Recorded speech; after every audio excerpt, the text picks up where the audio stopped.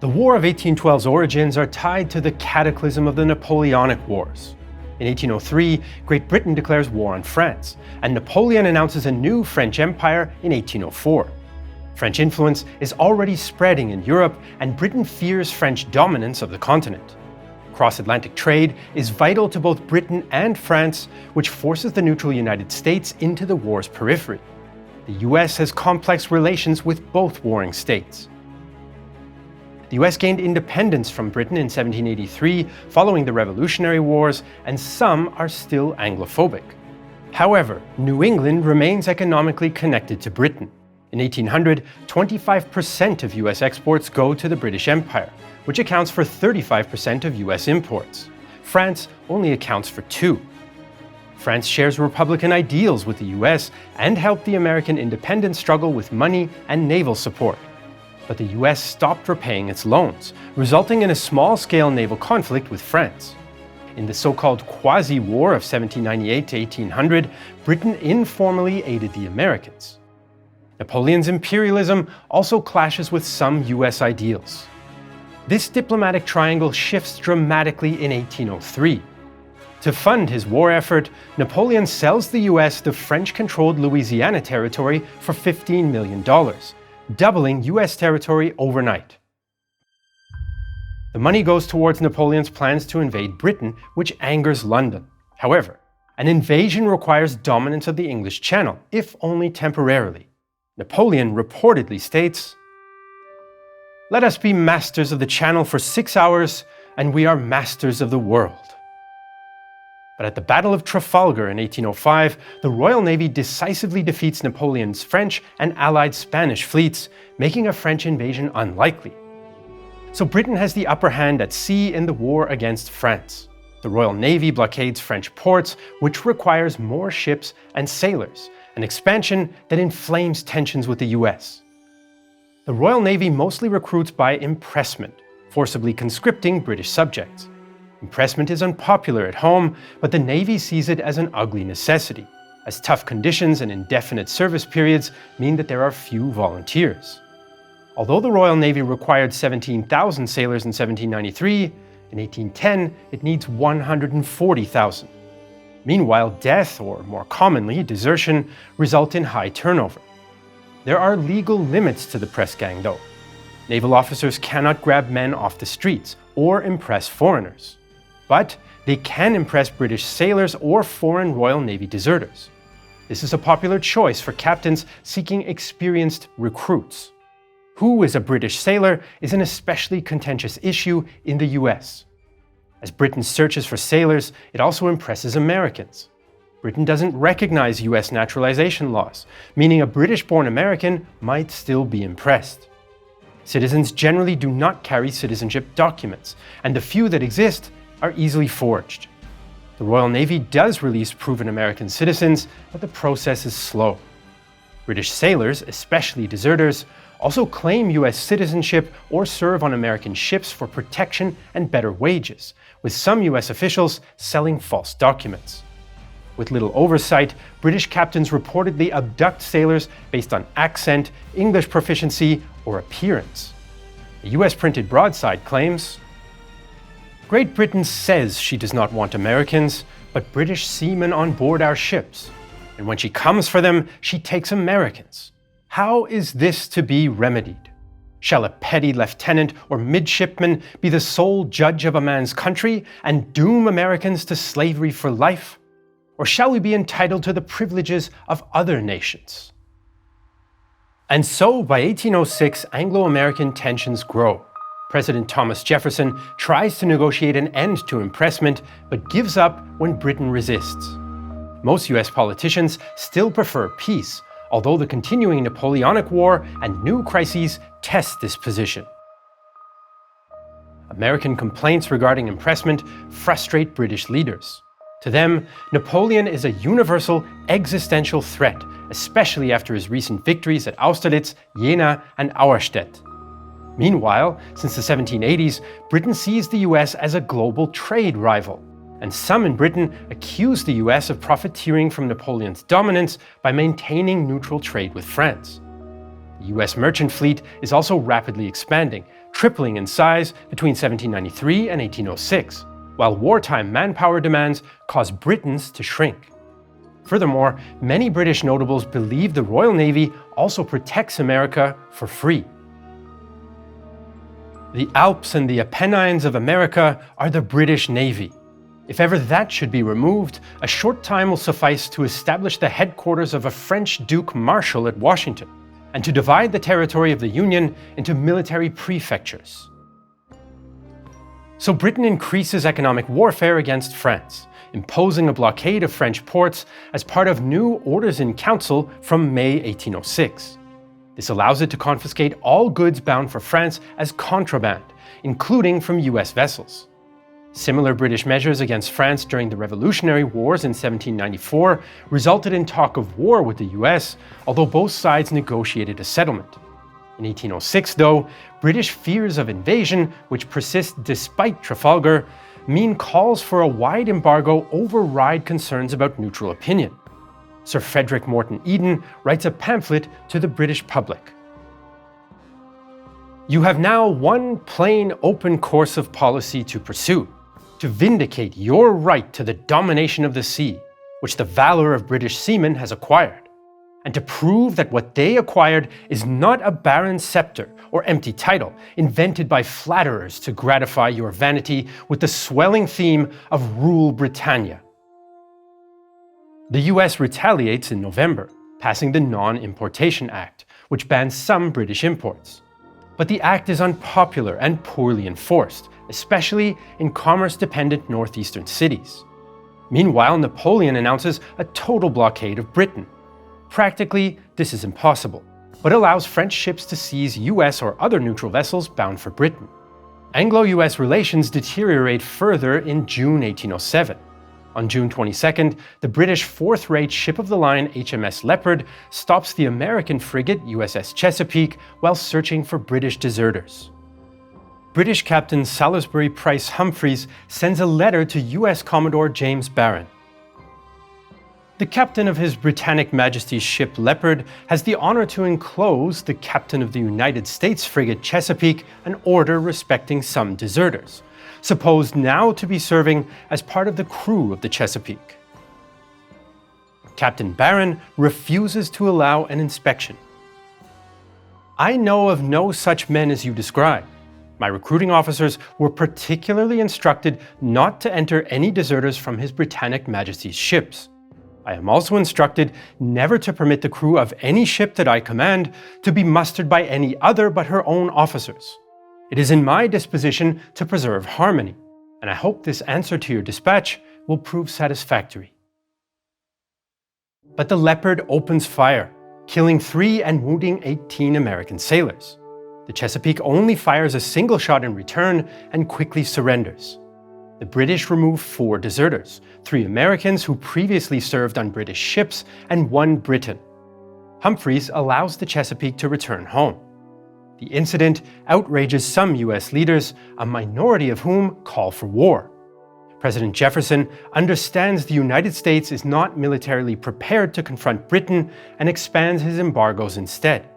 On December 15, 1807, he announces the Embargo Act, banning all foreign trade. With both British and French ships seizing US cargo, he hopes to coerce both through economic means. He reasons the US has enough domestic resources, while a ban on foreign trade will help US industries. The embargo does impact Britain, which is reeling from war costs and an 1808 economic depression. Napoleon's increasing control over Baltic timber for shipbuilding also increases reliance on North American wood. However, Britain compensates with new markets in the Mediterranean and South America. British leaders again complain that US actions benefit Napoleon, but the embargo also creates dissent in the US, as it harms US economic interests as much as it harms France or Britain's. Instead of increasing American diplomatic clout, the embargo becomes a fractious issue within a divided America. American politics in the early 19th century is dominated by 2 political parties: the Democratic Republicans and the Federalists. President Jefferson heads the Democratic Republicans, mostly supported by Southerners, rural communities, and slave owners. The Party champions individual and state rights over those of the federal government. The Federalist opposition consists of Eastern businessmen, urban citizens, and other opponents of Jefferson. Drawing on the Articles of Confederation and Constitution, they support strong central government. Both parties are divided on issues of egalitarianism and slavery. The 1807 Embargo Act puts Jefferson in a tricky position.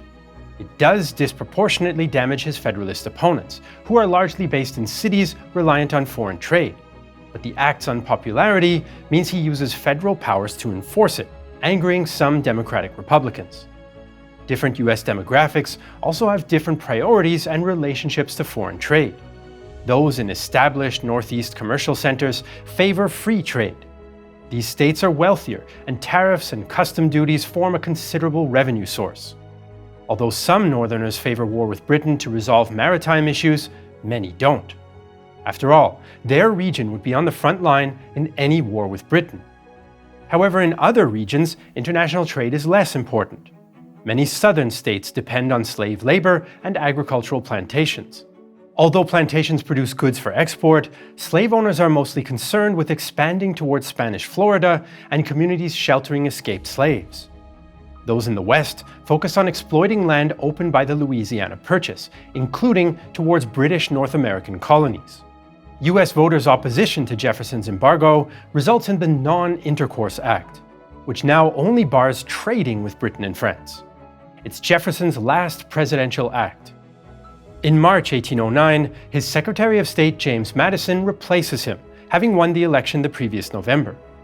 Madison tries to negotiate with Britain and France, but neither respond.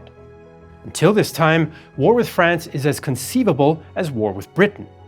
In 1810, France seizes 14 US ships compared to Britain's 12, but there's less enthusiasm for war with Napoleon.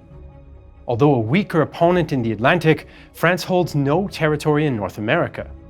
Meanwhile, British colonies like Upper and Lower Canada are tempting prizes to a growing number of US expansionists like Congressman John Harper. The author of Nature has marked our limits in the south by the Gulf of Mexico, and in the north by the regions of eternal frost. The United States previously attempted to seize Quebec in 1776, but failed. However, although many Americans mistakenly consider Canadians as like-minded Republicans eager to abandon Britain, by late 1810, there's little enthusiasm for a war of expansion. This changes drastically in 1811, with the election of the 12th Congress.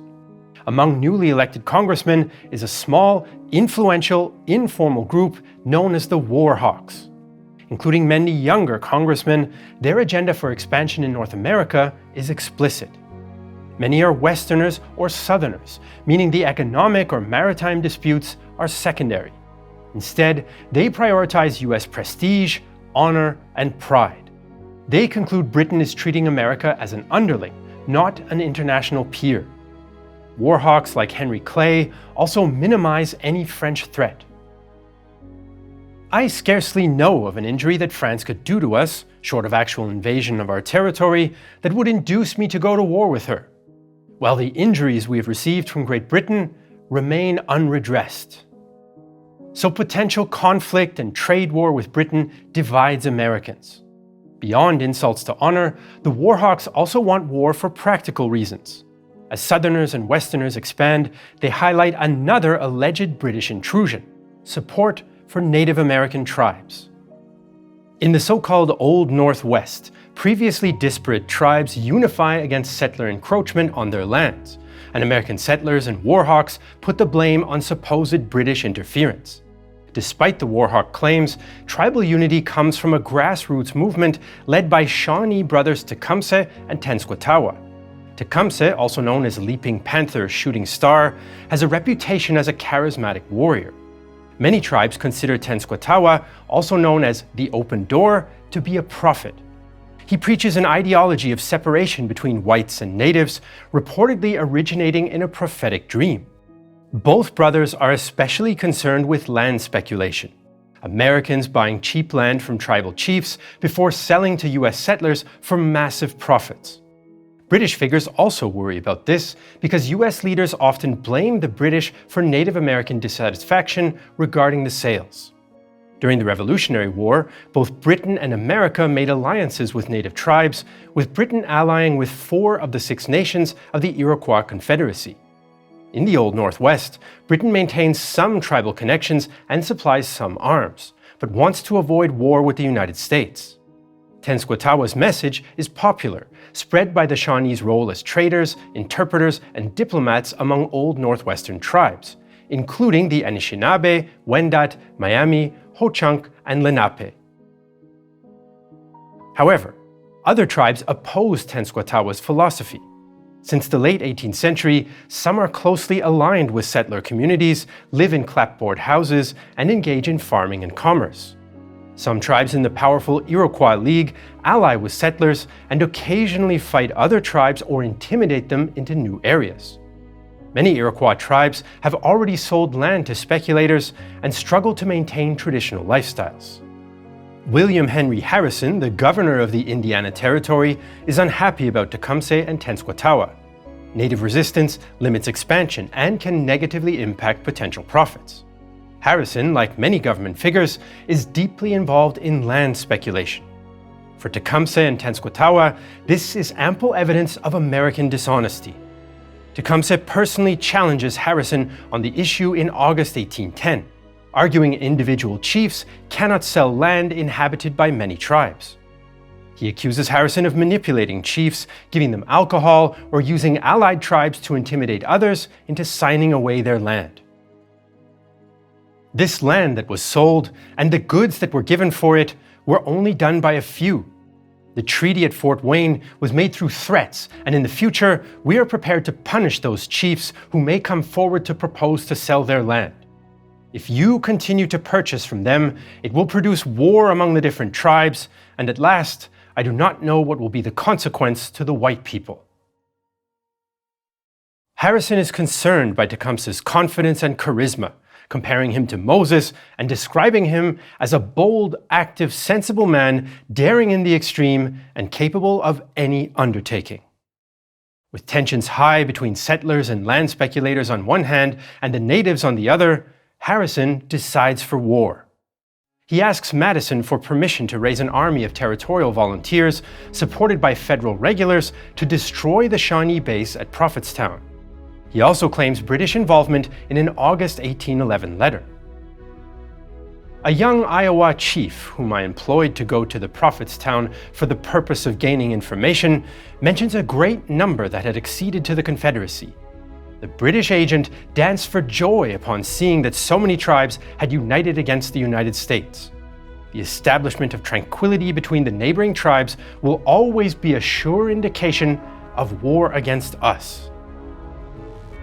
That the British likely see their limited support for the tribes as a defensive measure to secure British North America doesn't change US perceptions. Madison accepts Harrison's proposal, and by November, Harrison marches into northern Indiana with roughly 950 infantry and militia and 90 horsemen.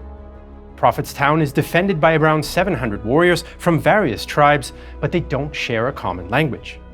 Nonetheless, they are well armed with muskets, tomahawks, spears, and clubs. Tecumseh is absent when Harrison arrives, leaving the less militarily experienced Tenskwatawa in command. Initially, Tenskwatawa asks Harrison to wait until his brother arrives for negotiations.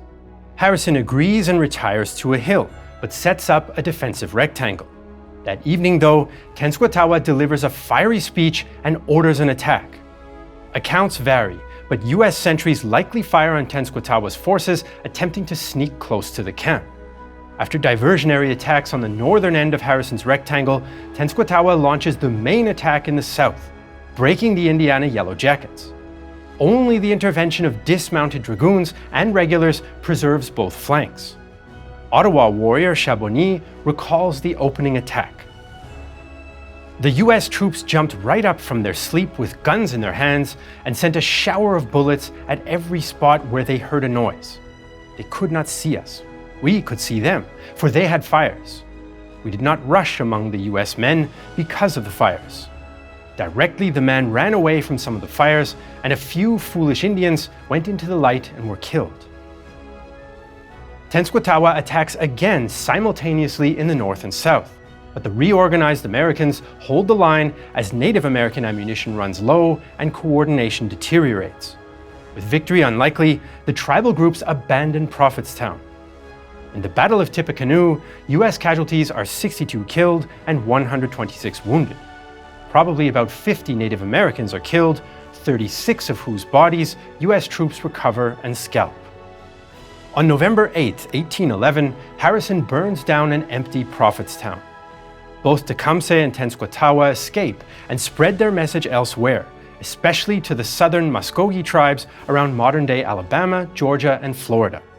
However, here they face divisions within tribal groups, with older leaders favoring accommodation with American settlers and younger men favoring war.